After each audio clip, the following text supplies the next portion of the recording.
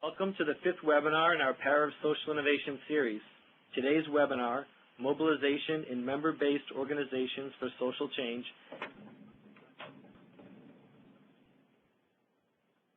Before I pass the floor over to Professor Archon Fung, we have some polling questions for you.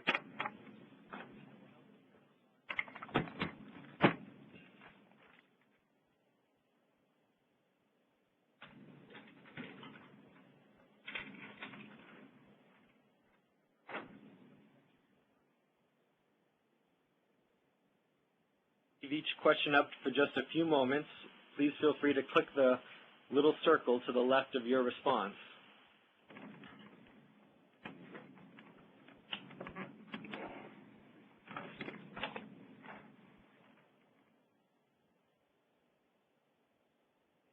Question?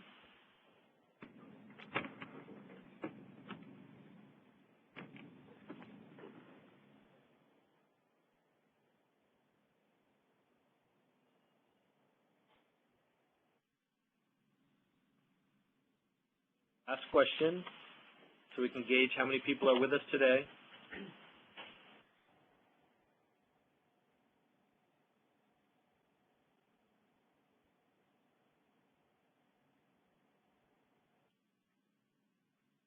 Okay, so let's get started.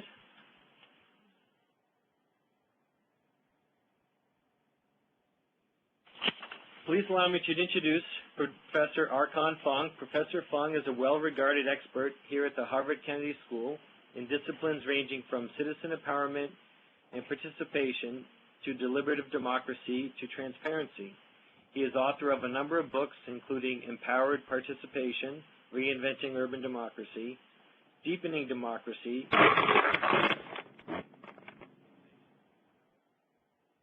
Governance,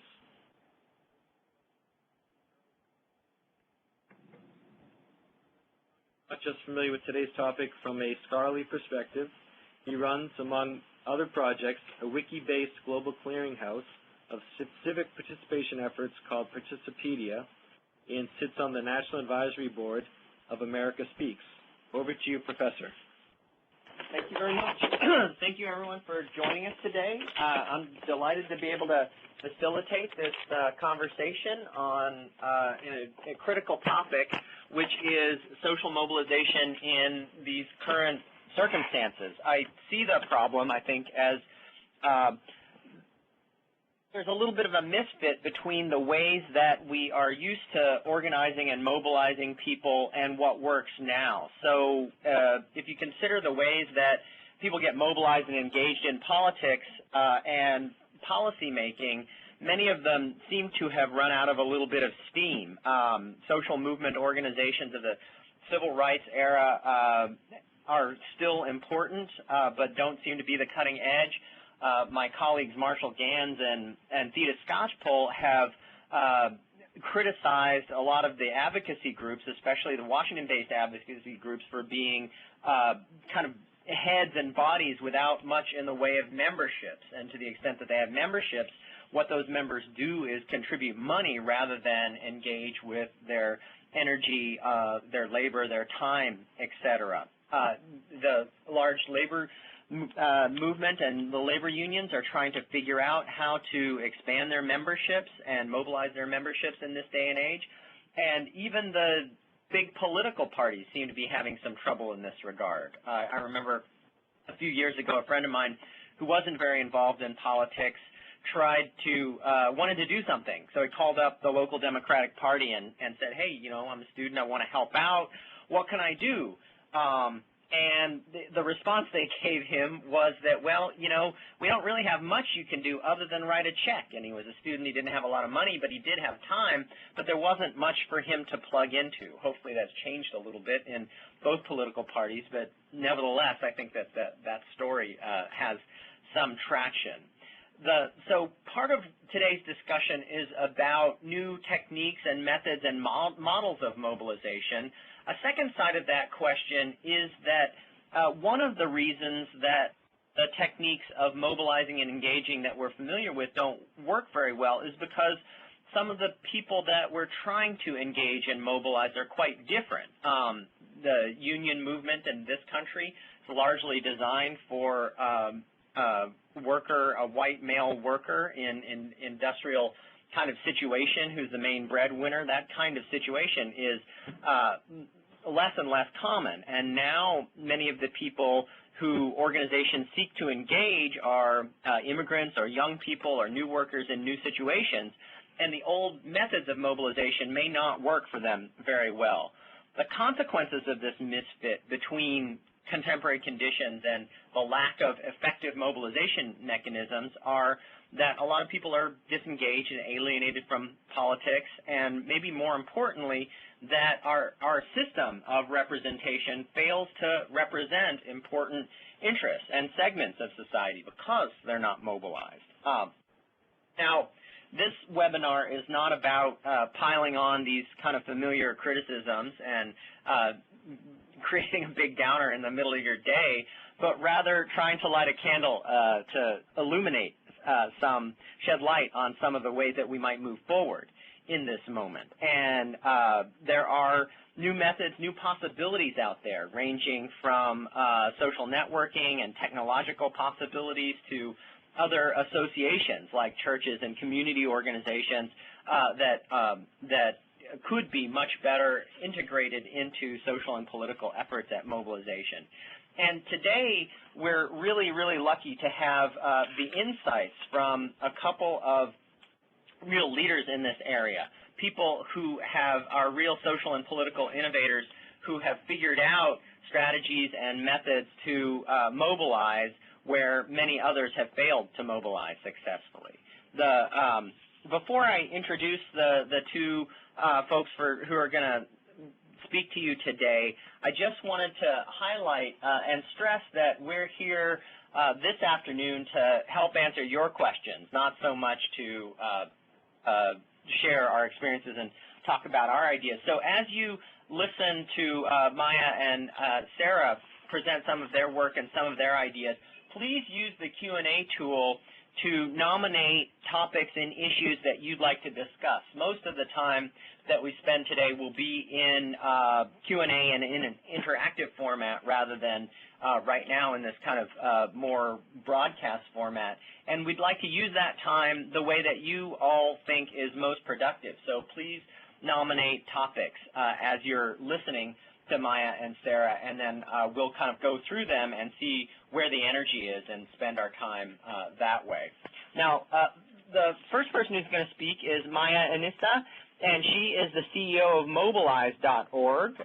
She is much younger than I am, maybe younger than a lot of people in the webinar right now. She's 26 years old, and but she's been in the nonprofit sector and doing political and social work and activist work for a long time now.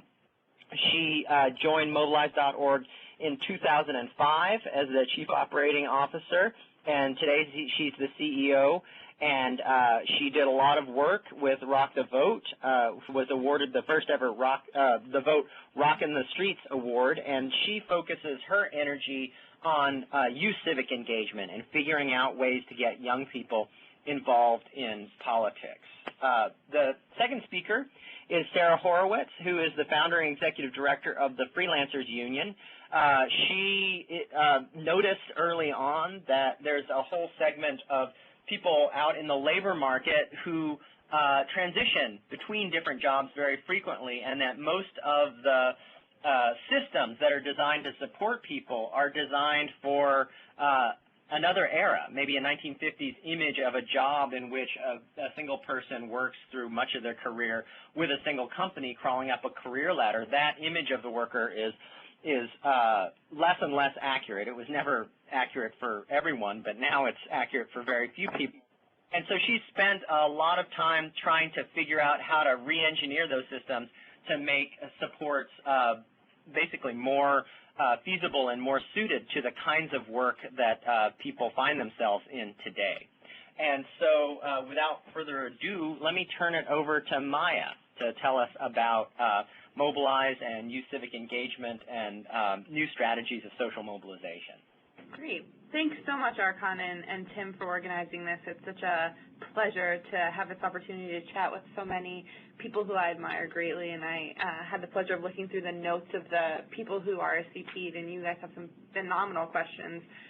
So I'm from New Jersey, and I will apply my fast-talking skills to get this introductory comments done with so that we can have a really, truly interactive conversation.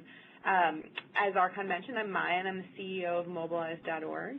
Mobilize was founded 8 years ago on the campus of UC Berkeley, and in the past 8 years, it's grown from 10 students on a campus to a national millennial movement with tens of thousands of millennials in every state. I had the pleasure of joining Mobilize 5 years ago as Chief Operating Officer when there was nothing to chiefly operate, and have now the pleasure of serving as CEO of a national organization with 11 staff that work all over the country. We're best known for a program called Democracy 2.0, which has become our theory of change. About 3 years ago, we were working with the constituents, our millennial generation constituents around the country, and there was this sense from them that they were sick of the narrative of young people as future leaders, as emerging leaders, as next generation leaders, because they felt that ignored the immense capacity that this generation has to impact change today, tomorrow, and now without an invitation to run for office or necessarily register to vote, but in their campuses, on their communities, impact really important change today. And so we created a campaign called Democracy 2.0 that asked millennials what's not working and what is working in our democracy, and what are the unique characteristics of this generation that empower us to make the changes that we want to see. Each year we do that survey. The goal is to actively build the democracy that we're going to inherit, and the mission of Mobilize is to improve democracy by investing in millennial-driven solutions. So each year we take those survey results, find out the top issues impacting this generation, and we create action components around it. Those action components are Democracy 2.0 summits. We've done 8 to date, and we convene millennials to talk about the issues they care about, work collaboratively, propose solutions, and then we provide funding and resources to millennials with amazing ideas on how to impact change on the issues they care most about. We've done 8 summits to date. Some of the issues we've been working on are unique issues facing returning millennial veteran population, the impact of money in politics, and we're in partnership with the Gates Foundation and Knight Foundation launching a series of summits around the obstacles that students are facing in terms of their educational attainment. So that's just a brief overview of Mobilize. And what I want to just chat about a little bit today is first, who is this generation? Informing that really informs how we work with and for them, and then sharing just briefly some of the lessons that Mobilize has learned over the past 8 years, and hopefully then opening it up to questions. So the first thing in terms of who this generation is, this is the largest generation in history. There's 80 million young people. We're the most diverse and the most collaborative generation. And we're the first always connected generation. And while I have my conjectures on what the implications of that are, we're not actually sure yet. According to the National Conference on Citizenship, we're on track to be the most civically engaged generation in history. So those are all really fantastic things that shape our organizing mentality. But that's paired with some serious socioeconomic obstacles that we're facing.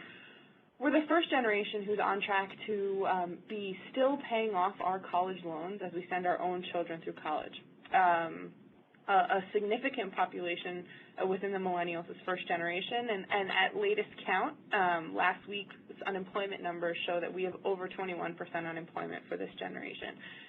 One of the great things that we've seen at Mobilize, and I hope we'll get to talk about more in these questions today, is that there's this tension between the barriers and opportunities that are facing this generation, and I can report that this generation is very resilient and optimistic about their opportunities, and label their ability to impact change as one of the most important drivers in their decision-making, both on college campuses, in choosing a career. So this generation is altruistic, it's community-focused, it's collaborative, and it's going to do some amazing things. And so some of the best practices that we've engaged in over the past couple of years in terms of engaging and mobilizing this generation, the first thing I really want to stress, and we'll talk a lot about social media on this call, but technology more than social media is something that I hope all the organizations on this call can consider. The first is we use keypad voting technology, interactive keypad voting technology at each of our events, which ensures transparent, collaborative, and immediate conversations, so that it's not the people that are shooting their hands up the quickest or can scream the loudest, but for those of you that are familiar with the America Speaks model, it's very similar to that. And so that's another way we've used innovative approaches to technology to shape our programming. The second is that while we do in-person convenings, and I will be the first to argue that online organizing will never replace face-to-face, peer-to-peer change-making, we also webcast each of our events. So while we may only have 100 to 150 to 500 participants in a room together, an average summit of ours has 5,000 unique viewers, and that's an extremely cost-efficient way to engage more people in your message. The second thing I want to mention is the value of user-created content. Millennials trust other millennials, and the sources that we're going to for news and information are changing. YouTube, Twitter, Facebook, the ability of an organization to give up control over their message, empower millennials to share and promote that message, and recognize, and I fully recognize it's hard to do for many established organizations, but that, I promise, will pay dividends.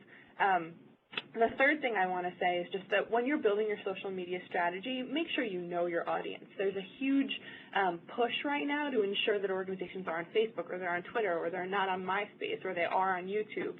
And there's nothing worse than an unpopulated blog or a group that doesn't have membership or activity. And so you don't have to feel a pressure to have a presence on all the sites. And my favorite tools of the moment are Facebook Causes, which allows you to raise money using your Facebook constituency, Twitter, and then Mobilize is a YouTube nonprofit channel, so I'm happy to chat about that more later. But if your organization doesn't yet have a nonprofit channel through YouTube, I encourage you to get one. So the great overall thing about these online tools is that we're living in a time where offline organizing on its own isn't enough anymore. Given the number of people that are on Facebook, the fastest growing demographic is women between the ages of 45 and 55, and there's over 500 million people that use Facebook on a regular basis. The average young person checks their Facebook status profile 10 times a day. So it's a huge presence. It's here to stay, and we need to begin to interact with these social media tools. But I want to stress that while you'll hear a lot about sort of the millennials' reliance on technology, there still exists a significant gap in access to technology. In the mobile field, it's closing a little bit more, but in terms of online, a recent Benton Foundation poll shows that only in the low 60% of this generation have regular and consistent access to broadband internet. So when we're talking about activation campaigns, mobilization campaigns, online organizing and social media is just one of the many tools that you can use to turn out these young people. I'll stop and say that my favorite part of the job that I have, when I was growing up, my mom said to me that if I find a job that I love, I'll never work a day in my life. And it's been about 1,850 days that I've not yet worked, so I feel extremely lucky. But my favorite part of my job is serving as a resource for amazing groups and organizations such as the ones on the phone and online today. So I'm looking forward to continuing this interactive conversation, and I can be reached both on Facebook, on Twitter, and then just at maya@mobilize.org. If you have any questions of me, of the things I mentioned today that we're not able to get to in the questions. But it's my absolute honor to pass it along to one of my heroes, Sara Horowitz. Wow, well, thank you. And I do feel a little bit of a challenge in that I'm from Brooklyn, so we could have a who talks faster race. But I see that Paul Vandenventer is one of the people on this call, and I just think that if we can have him call in and join and chat, that would be great, too, because he's truly amazing in the work he does and already made an interesting point about mobilization.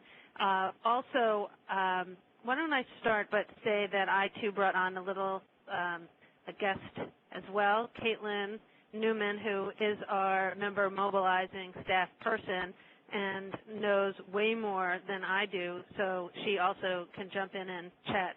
But I actually just wanted to start by giving a background just on the Freelancers Union and why we started, but to give some insight, I hope, into what some of our strategy is. And so right now, after 15 years, we have 140,000 members nationally. We are our members are independent workers, and we define independent workers as people who don't work for one employer in the long term or one company. So freelancers, consultants, self-employed, free agents. I think that's another really huge generational thing, is that as people are graduating from college, these are the jobs. And I think for people who have been laid off after a career of working in traditional work, this is a whole new kettle of fish and can be terribly unsettling. And that what is really important is that this really is the new way that people are working. The government statistics are sadly back in the 1930s, but the best data is with the General Accounting Office, which puts this workforce at about a third of the workforce. So 18% or so are part-timers, 10% are self-employed independent contractors, and 2+% are contract or temp workers.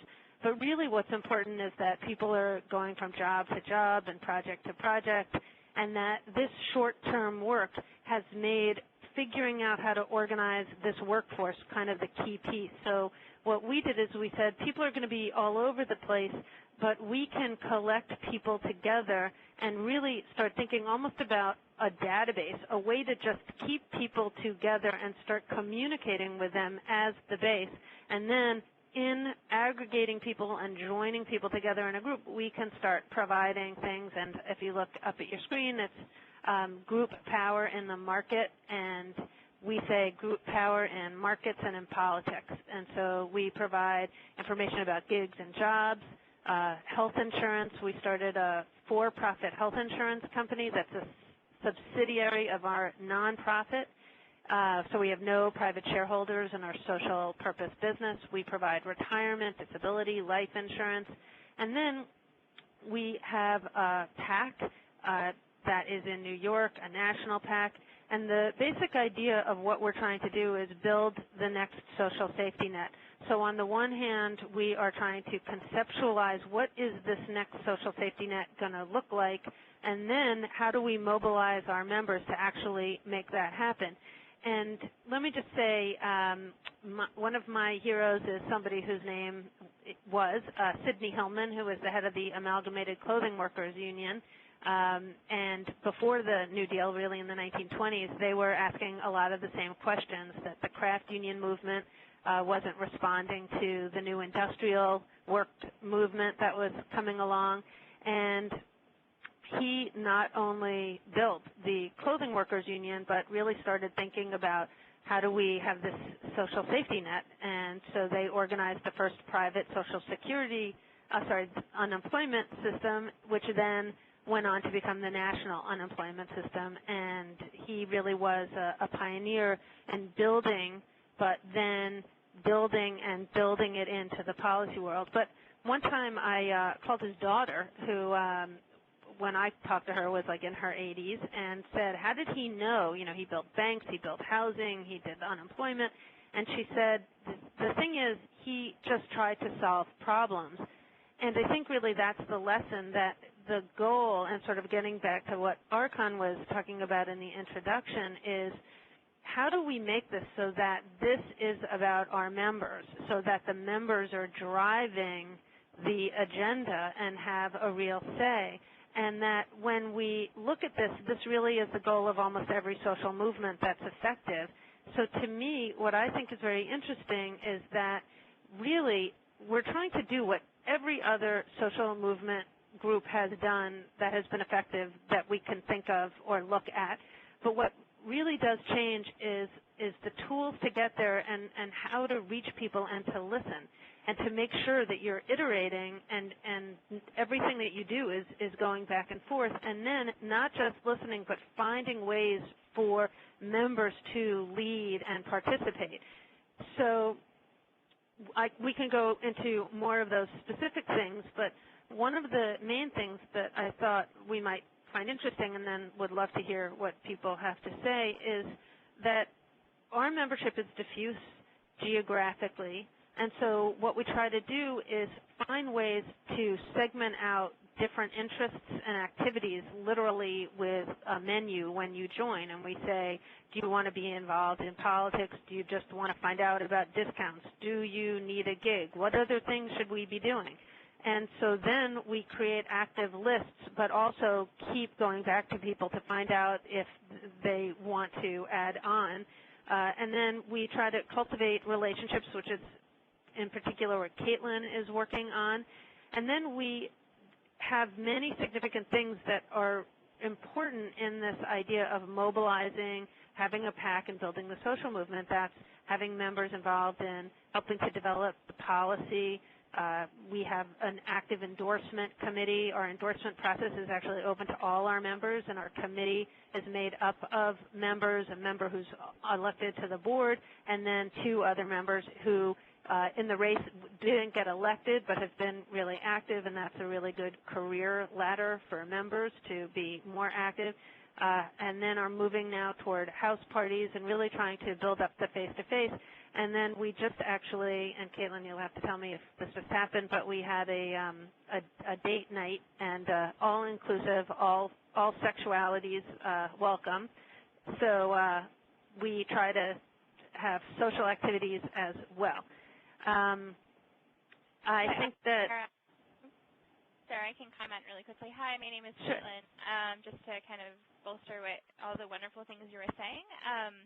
Yeah, I think that you're kind of getting at we're using this two-pronged approach, but it's kind of an integrated approach of our online organizing being complemented, not just translating into kind of on-the-ground traditional mobilization methods, but also complementing the work we're doing online. Because by virtue of our constituency, these are kind of entrepreneurs who have this very individualistic spirit, and so how can we successfully mobilize them and really emphasize the group model while honoring kind of their need to freely associate, especially for those who have chosen or kind of been coerced because of the economy into being a freelancer. And so in consideration of that, creating kind of online tools and techniques, we do a lot of our outreach through our website, through our email blasts, through our blogging, but then also providing on the ground. And one of the examples, you offered an excellent example with some of our networking parties, because that's a great way to, one, kind of build face-to-face relationships with our members and provide them with a product or service that they need for their professional well-being, which is the opportunity to network, with others who are in their industry. So for myself, as a volunteer coordinator on the ground, it gives me face time with them. We can enlist them to help with our GOTV work, whatever the case might be, and they are also feeling like they're walking away with deliverables, whether that be a business card or a professional contact. And I also just wanted to quickly note kind of another excellent way that we're trying to develop our membership infrastructure is creating leaders. We have a national membership, but we're based in New York City, and sometimes that can pose a challenge. So we're launching a voter registration drive right now with the goal of kind of building a political base of freelance voters who identify with our issues and will get out the vote for candidates. But more importantly, we're again kind of complementing our online organizing by giving them a virtual phone bank, but saying host a house party where you're getting fellow freelancers together to kind of be on the phones and computers together. So recognizing that I guess in that way we kind of have the privilege of having a kind of a technologically adept constituency, but still using the same forces of relationship building to bolster that. So I wanted to add that as a statement. That was really helpful, and I'm just going to close, but just again referring back to Archon's point and what just Caitlin was mentioning, I think like just an interesting kind of isolated thing just to think about is, so the trade union movement, especially after World War II, was so successful in mobilizing by really bringing members into, let's say, a union's phone bank, and unions would invest hundreds of thousands of dollars. Well, look at how technology has changed, and now in this next election cycle, we are using software that like any organization can buy so cheap, or not really buy, license or use for one short shot, and it's so cheap, and you can enable people to sit in their home and get access to some names and protecting privacies, but it's completely comparable to the paper that you get when you go to a phone bank.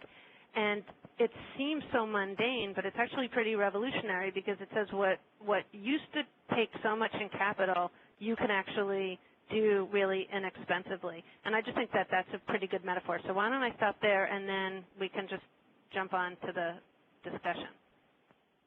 Oh, that's great. Thank you very much, Sara and Maya. Let me just remind people at right now to please type in your questions into the Q&A tool so that we can facilitate the conversation.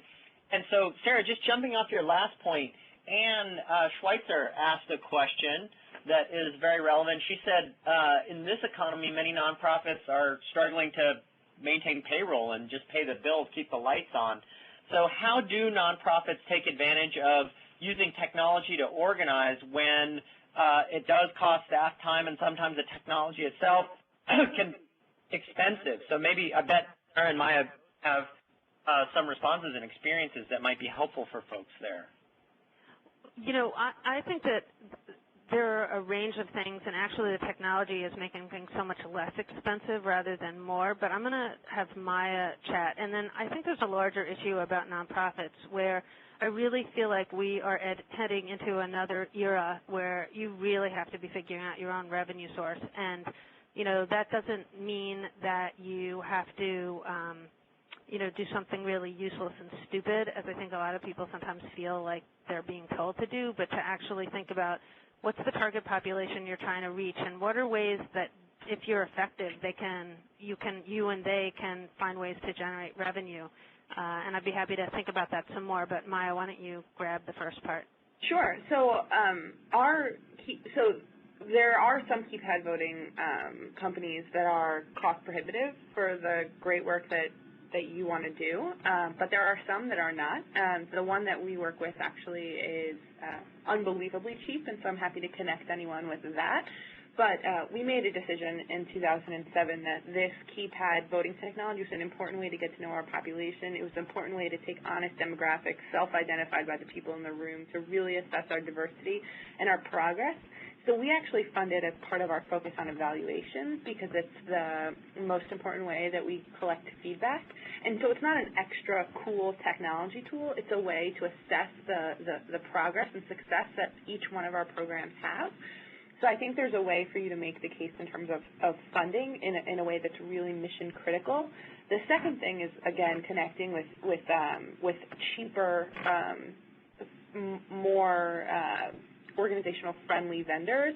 And the third is that there are a significant number of pro bono technology tools and open source tools that, you know, for example, the Sunlight Foundation or Realpolitik has open focus technology that allows online voting. We use Causecast and Livecast for our webcasting, which is free. So there's a number of free online tools that I'm happy to, if you shoot me an email, create just a quick resource guide for you, because it doesn't have to be cost prohibitive and it doesn't have to be viewed as extra.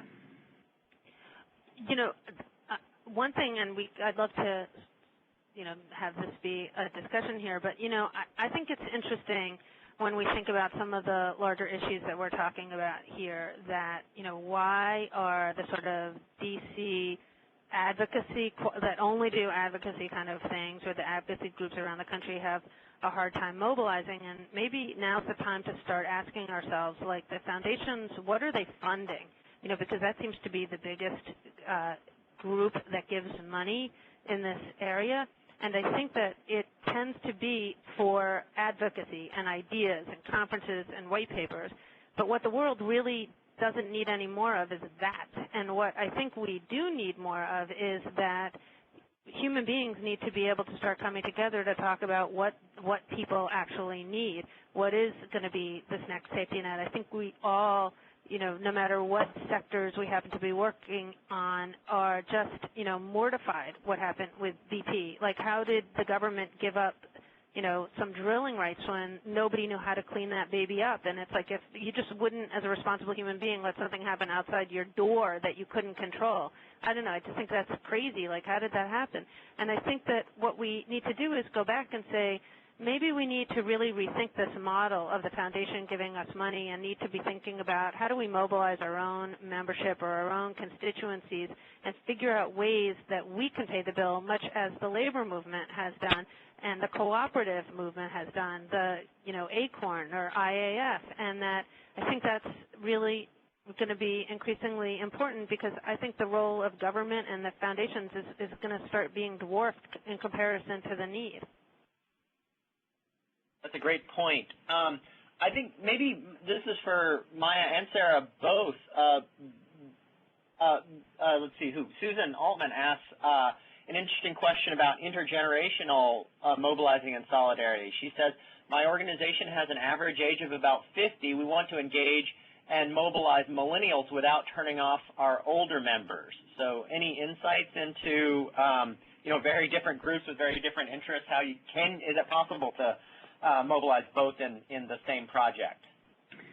So I'll just quickly grab that and then pass it to Sara. I think that it's especially now it's really urgent, and organizations, regardless of their population age, need to be looking at intergenerational partnerships, both on a workforce sustainability angle, but then also in terms of staying relevant, ensuring a revenue stream, as Sara mentioned. So we really encourage intergenerational partnerships, and it's really a two-way street in terms of the fact that I'm even here today doing the work that I'm doing. I'm the daughter of immigrants who came here from a communist country, and so the freedoms that are afforded to me here are because of the civil rights movements and women's rights movements that came before us. So we need to instill in this younger generation, in my generation, a certain reverence and understanding of the movements that came before us and the hard work, and that while the tools are different, we are still doing movement building, and so there's a really key role for intergenerational partnerships there. On the other side of it, though, there's this sense among my generation that we're viewed as really helpful when it comes to needing to set up a Facebook profile, really, but that's the extent of our ability to offer to a nonprofit, right? So, like, let's get a millennial, let's have them do our website, but what else can they do? So sort of an intergenerational partnership in nonprofits of all kinds is really key in ensuring that information transfer both ways. And I would suggest that it is essential in ensuring the life and sustainability of nonprofits and campaigns and organizations. Yeah, I think that's really interesting that I think one thing that's also very interesting about our time, and the millennials are probably it's so internalized at this point, is that we have so many identities and that's okay, that it's not about picking one and saying every other one is less important. And so I think for an organization to recognize that Susan's, the over 50, under 50 may be a really significant divide, but that you're always trying to do two things at the same time. On the one hand, I think you can always be, and I'm sure you're already doing this, looking at really, again, another really cheap service is SurveyMonkey, and asking people all the time, what are the issues and what are the things that you care about? Did we get that right? And segmenting your messages based on different groups and feeling perfectly okay to say that under one roof you have a lot of different audiences, and that while some things can be separate, then you want to make sure that there are key things that you're saying that are unified across. So it's the same message, maybe different ways of saying it, and then also maybe there are different sub-messages, and I think technology, again, really enables you to do that. Oh, that's great. This is a question. It occurred to me as I was listening to folks talk, but it also comes from Jesse Wilderman.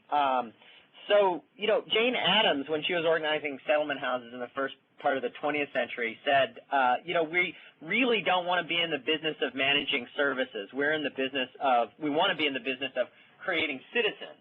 And so Jesse asked for Sara, can you talk a little bit more about the transition between servicing people as a means to engaging them and bringing them in, and then using that relationship to empower and engage people in a movement for bigger change? As you know, as a side note, how much are dues for the Freelancers Union? How many organizers do you have?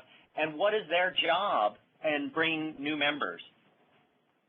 Well, there's so much in that, so just keep track of what I say, and if I don't hit any of them, just jump on in. So I think that it's really interesting because I don't think there's any one right answer for all time. right? I think that you're always trying to figure out how do you bring, I think, for a membership organization, how do you bring people together to solve their own problems? And that's the goal. I think that is the eternal sameness, and then everything else evolves.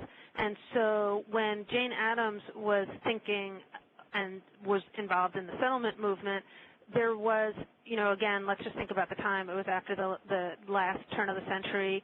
It was before, and around World War I when we were moving into mass production. And there was a pretty large world view, not just in the United States, but across Western Europe, of this kind of like Bismarckian notion, that we were going to get all our benefits from the government, and that the role of all of us was to get to the point where the government was going to do everything. And, whether people like that or they don't like that, that was the predominant worldview of the progressive left. And I think that we're now at a moment in time where we're actually moving to another model, and it's something I'm actually trying to figure out how to talk about. So if this is clumsy, just jump on in and ask me questions. But, I think of it as new mutualism, that we're actually in a new place where what is going to be increasingly important is that citizens are going to be banding together into their own kinds of institutions that are going to be more like cooperatives and mutual aid societies that are going to generate revenue to support themselves, but they're not going to have private shareholders. So in other words, when you buy a product, and you buy Coke, the people who do best at the end of the day, aside from, the top 3 CEO types, are the shareholders. And that's their job, make the shareholders happy. But what if you set up these organizations where there are no shareholders, but the shareholders are the members, the people who are the ones who make up these groups, and so you just plow back what you do into making sure that revenues exceed expenses at the end of the day, meaning you're not going back to some foundation that really was some family or rich person who left some money, and there's some program officers and a board who are making decisions, but actually the decision makers are the members. And so what we want to do at Freelancers Union is to set up an organization, and we recognize that actually rather than this idea that the revenue is going to come just from dues, which is much more of the traditional union model of the last century, is that the membership can be free and that the services that you deliver can generate fees, and that is the source to make you independent over time. And then from there, you can make sure that by hiring smart people like Caitlin and other staff, as you said, organizers, you start bringing the members in a very concerted way. So A, you can identify leaders, you can identify potential leaders, you can identify different roles that people can play, you can find all the different ways to hear, make sure your agenda is responsive. So I'll give you just a for instance and stop talking and you tell me if I've answered this question, but like we have this health insurance company, and I can tell you when we first launched, so many members were angry, and they were on the forums and phone calling, and I can just assure you that message loud and clear about what they are upset about. Every year we try to do better. We recognize that this is really hard, but I should say, as first of all, I'm the lowest paid CEO of an insurance company in America, and number two, we have a complaint line that people can send in, and it goes right into my BlackBerry, and I am looking at the complaints every single moment that they roll in and worrying about every single one of them. And that's really different because my bosses are members. My boss isn't some shareholder that I don't know. Oh, that's great. So Anne had another question, which I posted one answer to on the Q&A, but maybe Maya and Sara want to jump in earlier. Immigrant populations are becoming increasingly important to organize. Have you found any techniques that work especially well for this population, and especially for people who are outsiders to the community? And I suggested a couple of books, Jennifer Gordon's Suburban Sweatshops and Janice Fine's Worker Centers, about organizing immigrant workers through community unions and worker centers. But maybe you guys have additional material or resources or models or ideas for Anne? So I actually, I'd love to sort of think together on some resources because I think it's so important. But I'll just bring up two issues that we're facing right now that is actually really surprising to me in terms of the immigrant organizing.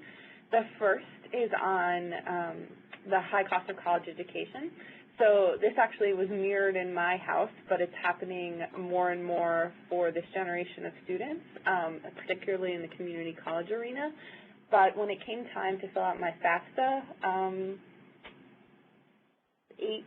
9 years ago, however long ago, my family said to me that my mom would she said she'd find a way to make the money and find the money, but that we were not to give the government that information, even though there may be finances available to help me go to school. And so I ended up going to a school that I absolutely loved, but because I was unable to provide information for a FAFSA because my parents didn't feel comfortable disclosing that information to the government because where they had come from.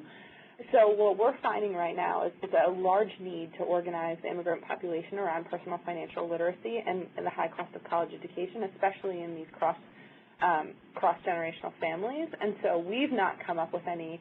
We're working right now to think of some campaigns that aren't just about the student, but about the holistic family culture.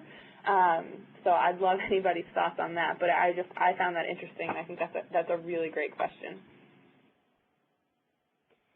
I just want to say that what we're really noticing is that there are these groups of independent workers focusing on immigrant workers, like the Restaurant Organizing Committee, the Taxi Cab Workers Alliance, and that we just are very recently realizing how much specifically legislatively we have in common, that we're all focusing on unpaid wages, where companies hire people to do work and then don't pay them. It goes across the economic spectrum, and that it's manifesting now in the first round of legislation, particularly in New York State, and that these are ways that we can be coordinating our efforts, especially across the spectrum of independent workers. I think another thing that's really interesting about the workers' rights centers is that what I think is really clear about this new world of organizing is that it really is local, and that it really does depend on a local community, and the challenge is how and what part of that do you centralize? Because you do have to have something that is a coordinating function to have a strategy across these different groups, and I think that's going to be different from group to group. This is Paul Vandeventer. Oh, Paul, are you on? Yeah, I am. Is this Tim? This is Archon.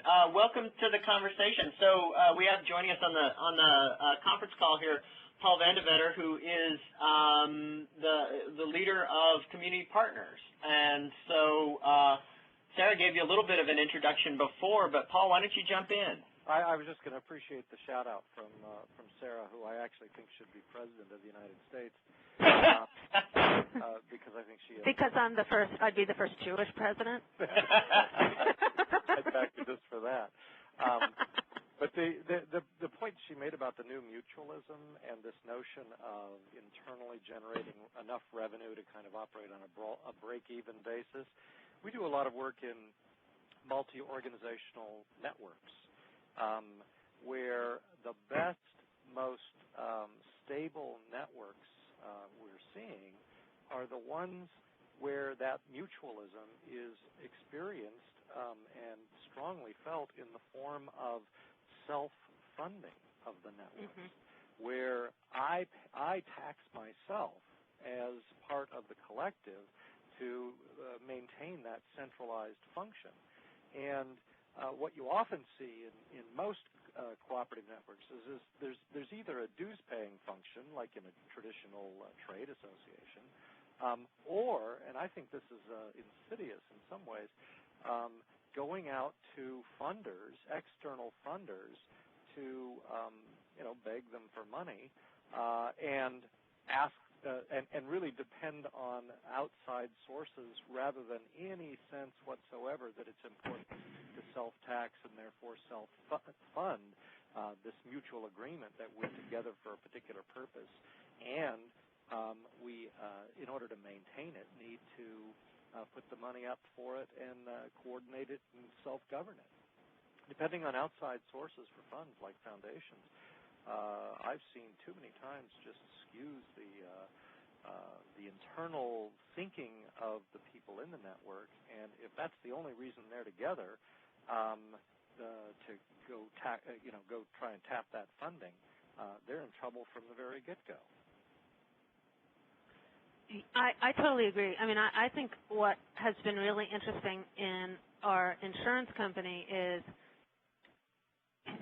the challenge of really trying to make explicit this mutual point, because I think, and what worries me, and I'm a perennially optimistic person except when it comes to this oil spill, but anyway, is that after 20 to 30 years of this very kind of individualistic time, it's sort of like the Ronald Reagan, Margaret Thatcher era, where people are convinced that they are isolated atoms, that they have to ask, if I give 10, do I get 10 back, which is not the vast majority of people, but the people who, let's say, often are on forums and are most vocal. But to say, especially when it comes to insurance, which does illustrate this point that you really are better in a group than you are on your own, God knows when you will be sick or when you will die, and so you really do want to put something in and not be so exacting about what you get out in a particular year. And it's as if there just aren't that many experiences that people have with that kind of idea. And I think it's really important that we start trying to explain that. But I do have to say, and I'd love to hear Maya. I mean, I am so struck by this generation in their 20s that are in CSAs and food co-ops and are like hungry for this, because it just seems to make such common sense in a way that I think is different for different generations. So, Maya, what are you seeing there? I think you're exactly right, Sarah. I think the collaboration and the sharing of resources, everything from a co-op to the shared bike systems that's coming out of San Francisco to like the online couch surfing model. I think part of it is an economic, that it's because of economics, but I actually don't think that was like the catalyst and the driver for these opportunities. I think we're looking at things in a much more, it's less about me, and it's like the culture of we and how can we share our limited resources. And so I think that's exactly right. And there's a sense in this generation of shared resources, of the need to be stewards not only of your environment but of your communities, and seeing, while we each believe in our ability to impact change, not alone, and sort of seeing ourselves inside of these communities, whether they're, and the definition of what it means to see yourself inside of a community is changing in a big way for this generation. So it's not just who the people you live around, but we're sort of self-identifying into multiple communities, online and offline, and so seeing the sharing and resources that are coming out of that is really interesting as well. Can I ask Sara a question? Sara, what does the corporation, the business model look like for a manufacturing organization or a large service organization under the new mutualism regime? Well, first of all, I appreciate you using the word regime because it gives it like gravitas. But two things like that I think, two models, and you've already heard of these models, but one is in Italy, the Emilia Romagna, and it's Emilia, Romagna, like Pecorino Romagna cheese, and the other is Mondragon in the Basque region in Spain. But really it's this.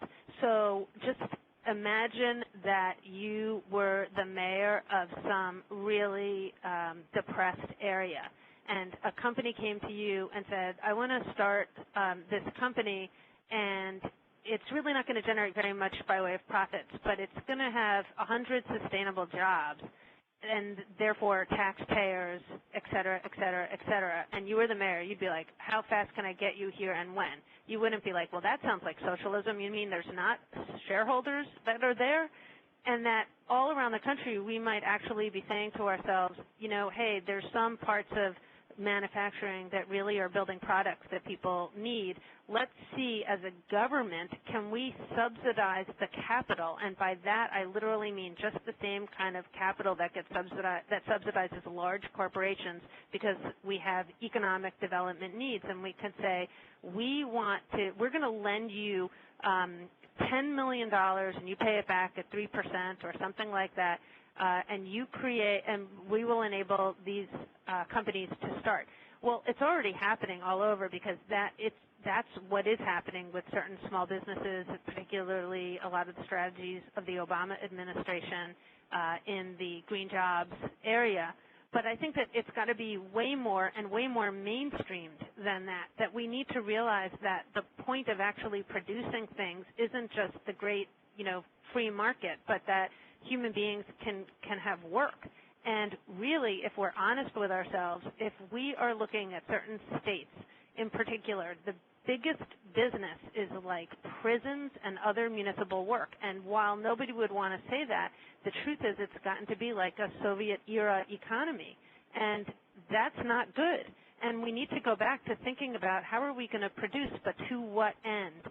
And I don't know if that's too long an answer, but really what we're trying to do is say, we want to create certain kinds of companies. We want to enable our members to grow their own businesses. We would like the government to start, instead of subsidizing all these things, come up with low-interest loans to nonprofits and community groups and let them start things and build and have the discipline of the market, but have it be really subsidized.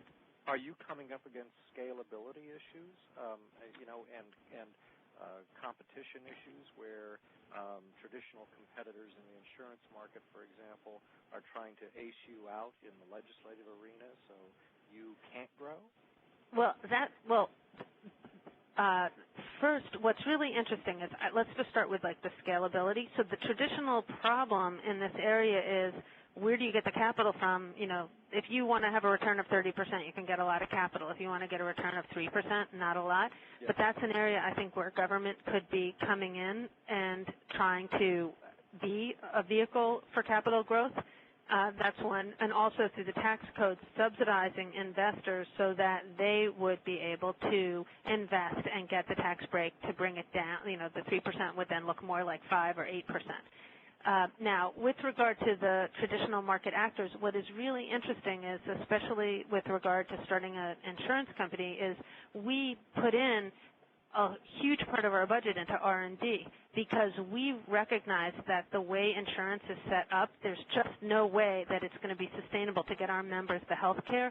So we're already moving on to different models that the for-profit sector isn't even remotely thinking about, because it's easier for us to kind of move because we don't have the same debt to capital. So just to finish that, when you think about, there are like 4 big insurance companies in America now. Well, how did they all merge? Well, they got capital from private equity companies that want to make $1 gazillion, and they don't want them to spend too much on R&D because they need to get those returns. So I think we have to be thinking a lot about these economic models. That's really fantastic, Sara. I just want to be kind of cognizant of people's time. We are at the end of the official time.